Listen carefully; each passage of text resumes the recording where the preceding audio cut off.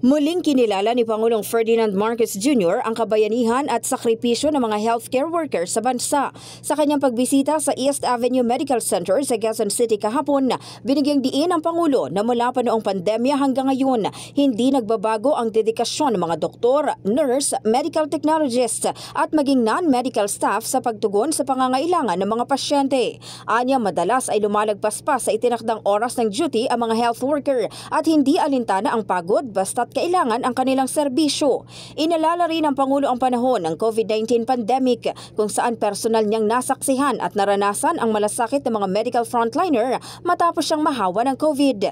Dagdag pa ng punong ehekutibo, kung hindi raw dahil sa sakripisyo ng mga health worker, maraming pasyente, kabilang na siya, ang maaaring hindi na nakasurvive sa naturang sakit.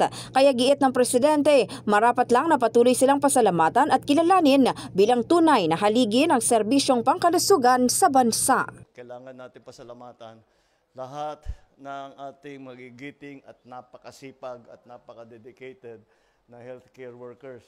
Hindi sa mga doktor, sa mga nurse, sa mga medtech, sa mga staff, sa mga non-medical, lahat. Ito ang kabayanihan ng ating nakita nung COVID.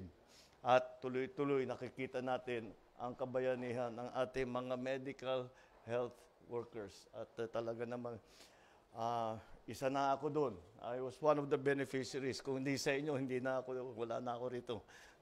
Natangay na ako ng COVID. In the heart of changing lives, ako si Brigada Maricar Saragan ng 105.1 Brigada News FM Manila, The Music and News Authority.